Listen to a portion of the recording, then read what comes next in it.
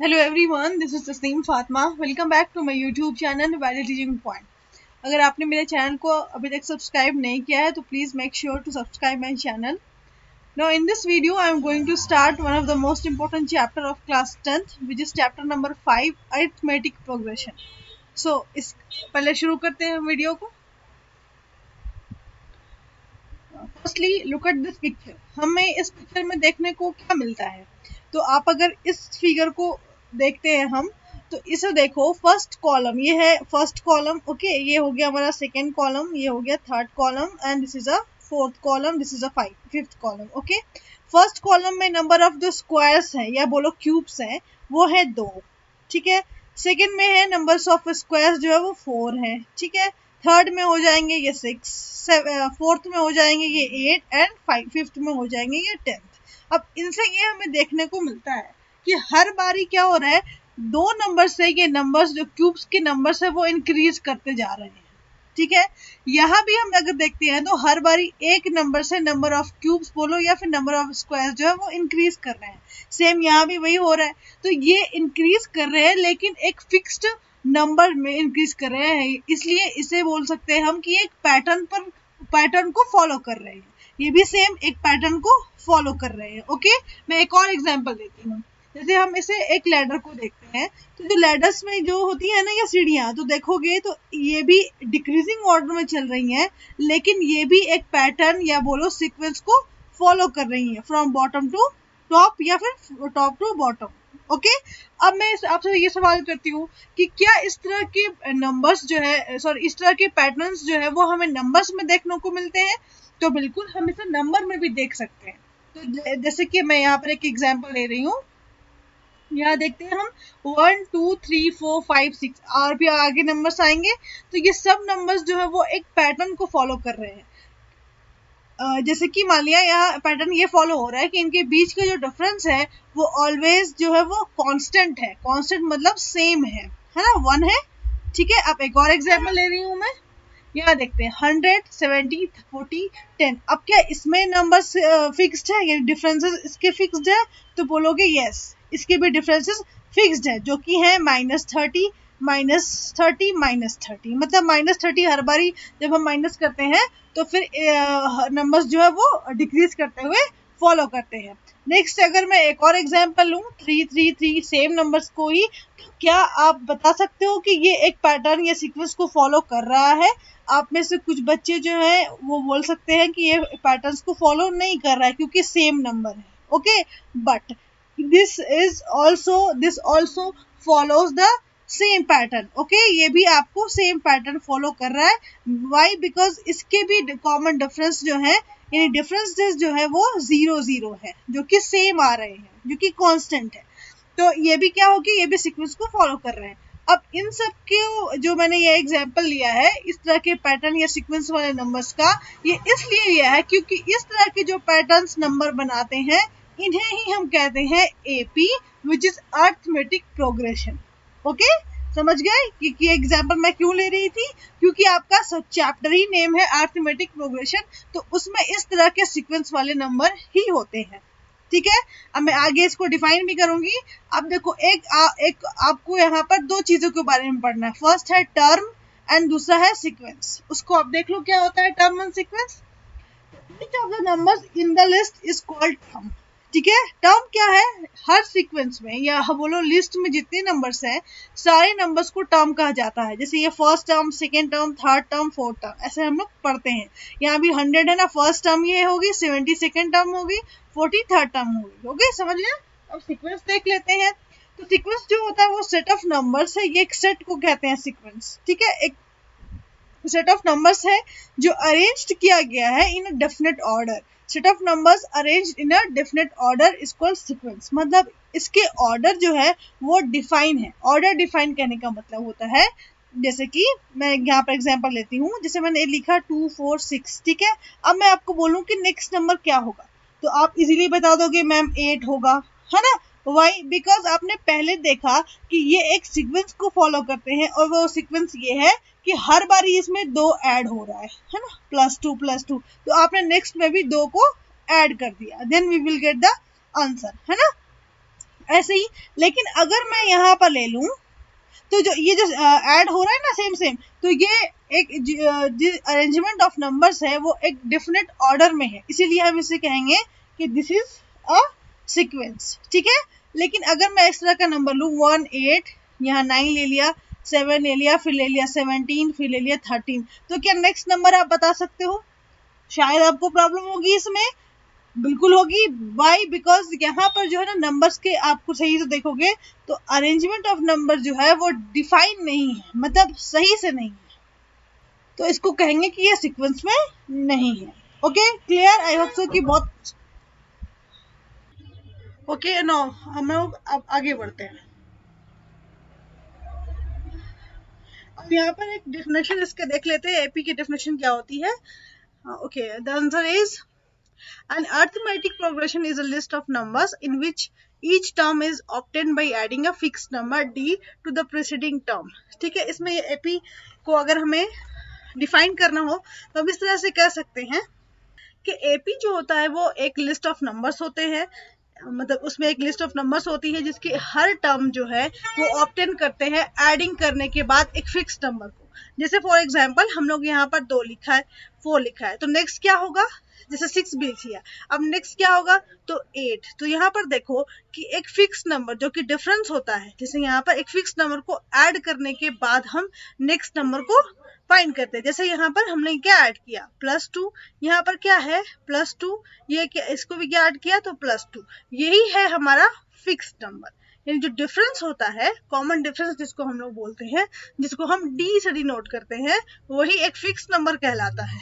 ठीक है, अब इसका एक ये भी देख लेते हैं। हाँ देखो, ये चीज लिखी है कि D is the called a common difference. Okay, अब इसका एग्जांपल अगर मैं लिखूं तो वही एग्जांपल जो मैंने दिया है, अगर बोला जाएगा इसमें कॉमन डिफरेंस क्या है, तो देख सकते हैं आप लोग यहाँ पर 2 2 2, हर बार 2 को ऐड करते हैं तो हमें नेक्स्ट नंबर मिल जाता है। तो इसके कॉमन डिफरेंस यानी कि डी क्या हो गया? +2। अब एक बात और, डी माइनस भी कभी कभी हो सकता है। ठीक है, मतलब डी नेगेटिव भी हो सकता है और पॉजिटिव भी हो सकता है। जैसे फॉर एग्जांपल 100 है ना, 70, फिर आया 40, तो डिफरेंस जब देखोगे तो डिफरेंस यहाँ पर -30 का है, जहाँ पे भी डिफरेंस -30 का है, यानी कि डी हमारा यहाँ पर -30 है। ओके, समझ गए? अब हम थोड़ा अर्थमेटिक के बारे में और जान लेते हैं। तो अर्थमेटिक 2 टाइप का होता है, एक होता है फाइनाइट अर्थमेटिक और दूसरा होता है इनफाइनाइट अर्थमेटिक प्रोग्रेशन, मतलब फाइनाइट एपी। फाइनाइट एपी क्या होता है? तो देखो यहाँ लिखा है AP with a finite number of terms are called a finite AP. जैसे यहाँ पर देखेंगे हम, फाइनाइट एपी में जो है वो फाइनाइट नंबर ऑफ टर्म्स होंगे, मतलब टर्म इसके फिक्स्ड होंगे। जैसे यहाँ पर कितने टर्म दिखाई दे रहे हैं? यहाँ पर 4 टर्म दिखाई दे रहे हैं, 1 2 3 4 टर्म, तो ये फिक्स है, न इसके आगे बढ़ सकते हो ना इसके पीछे जा सकते हो, तो इस फिक्स टर्म को ही बोलेंगे हम फाइनाइट एपी। अब नेक्स्ट देख लेते हैं इनफाइनाइट एपी। तो इनफाइनाइट एपी उसको बोला जाएगा जो कि इनफाइनाइट नंबर ऑफ, जिसमें इनफाइनाइट नंबर ऑफ टर्म्स होंगे, है ना, जिसके टर्म्स को आगे आप कंटिन्यूअसली बढ़ा सकते हो। जैसे यहाँ पर लिखा है 1 3 5 7, तो आगे आप 9 11 कुछ भी आगे कहाँ तक जाएगा, ये इसका एंड नहीं है, यानी कि ये इनफाइनाइट नंबर्स है। ओके, तो इन्हें हम कहेंगे इनफाइनाइट एपी। ठीक है, अब हम आगे देख लेते हैं। अब आते हैं कि एपी का जो टर्म होता है, first term, second term, third term, उसको डिनोट कैसे करते हैं और इसका जो है वो जनरल फॉर्म में हम कैसे लिखते हैं। तो देखो, फर्स्ट टर्म ऑफ एपी जो है वो डिनोट होता है A1 से। ठीक है, और इसको पहला टर्म हमेशा एपी का ए होगा। ओके, सेकेंड टर्म की बात करें अगर हम, तो सेकेंड टर्म को डिनोट करेंगे हम लोग A2 से। सेकेंड टर्म हमें कैसे फाइंड होता है?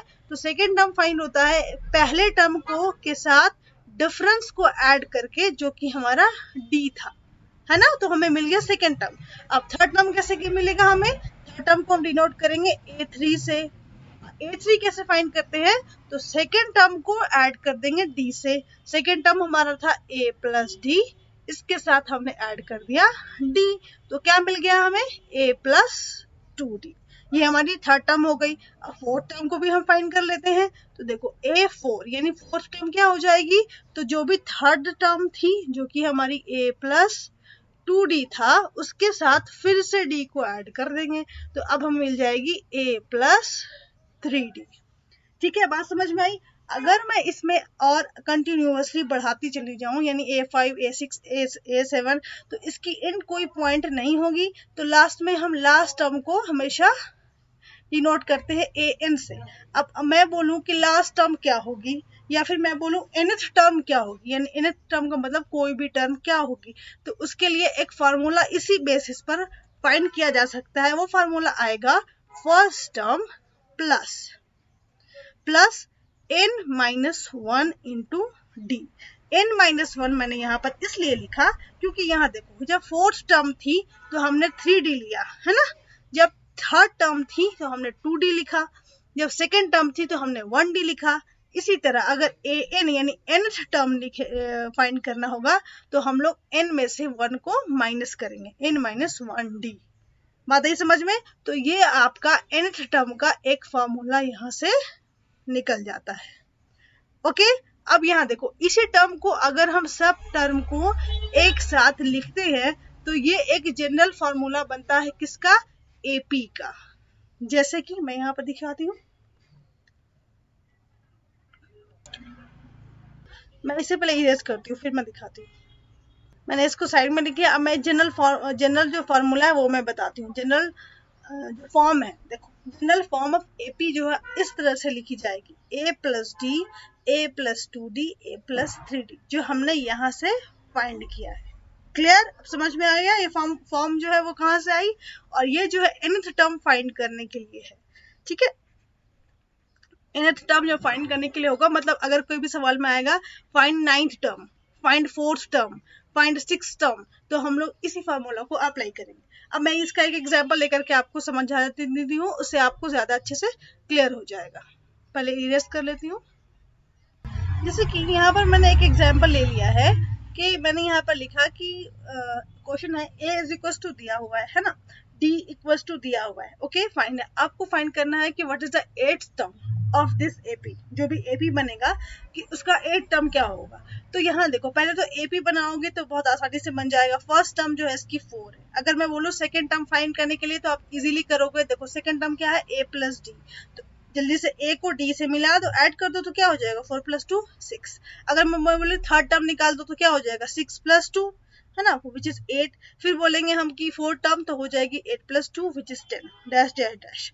अब मुझे इतना ऐड करते हुए तो मैं नहीं जाऊंगी, तो अब मुझे चाहिए 8th टर्म, तो इसके लिए ऐड करते हुए नहीं जाना है। इसके लिए ये वाला जो फॉर्मूला हमने पढ़ाया है ये वाला, इसको चुपचाप से यहाँ पुट कर दो। ओके, जैसे हमें निकालना A8 तो हम लिखेंगे यहाँ A+8 की जगह लिखेंगे 8-1 सॉरी n की जगह पर इंटू D। अब A और D की वैल्यू भी पता है तो हो जाएगी हमारी A की वैल्यू क्या है हमारा 4 + 7 इंटू 2, D जो है वो 2 है, देन हो जाएगा 4 + 7 2 = 14 = 16, यानी A8 यानी 8th टर्म जो है वो 16 होगा।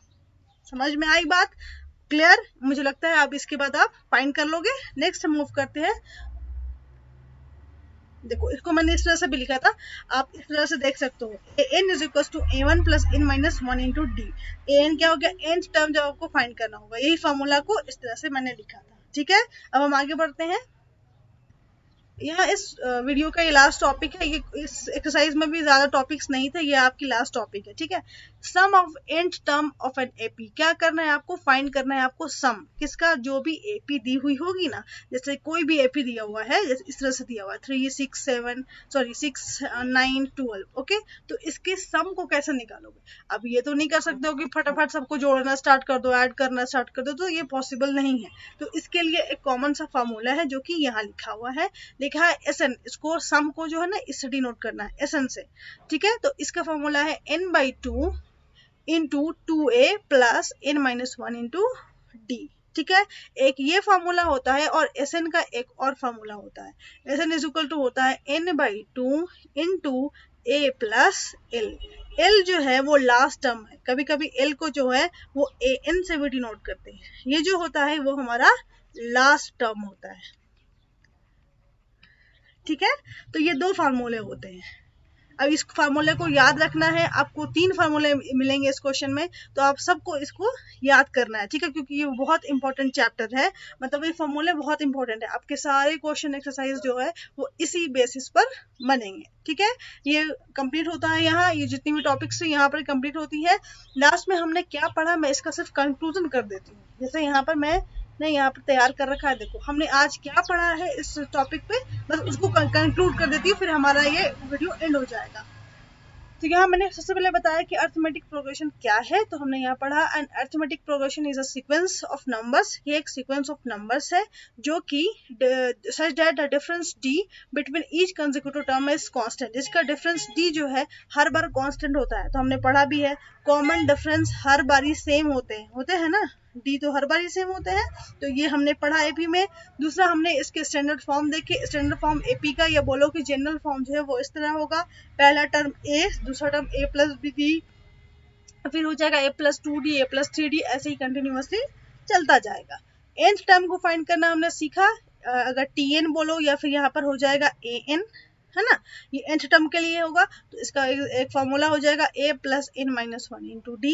दूसरा फार्मूला आपको याद करना सम के लिए, सम में 2 फार्मूले हैं, एक है n/2 into 2a plus n minus 1 into D और n/2 into a plus l, ये भी 2 फार्मूले हैं, ठीक है, क्लियर। अब मैं इसके आगे ये बोलना चाहूंगी कि एक्सरसाइज देखो, कुछ बच्चों को ये लगता होगा कि फार्मूला कैसे याद होंगे, लेकिन जैसे जैसे आप एक्सरसाइज करोगे ना, आपको सारे फार्मूले भी याद आ जाएंगे और ये टोटल और अच्छे से आपको समझ में भी आ जाएगा, ठीक है। मैं नेक्स्ट वीडियो इसके एक्सरसाइज भी अपलोड कर दूंगी, आप जाके डिस्क्रिप्शन बॉक्स में भी देख सकते हो। तो मैं इसको नेक्स्ट, अगर आपको इससे रिलेटेड कोई सवाल है तो आप कमेंट कर सकते हो। Thank you very much for watching my video, और मैं यहीं पर इस वीडियो को एंड करती हूँ। अगर आपको मेरी वीडियो पसंद आए तो प्लीज़ लाइक से शेयर एंड सब्सक्राइब ज़रूर करें। Thank you very much. Next video में मिलते हैं हम इसके एक्सरसाइज के साथ।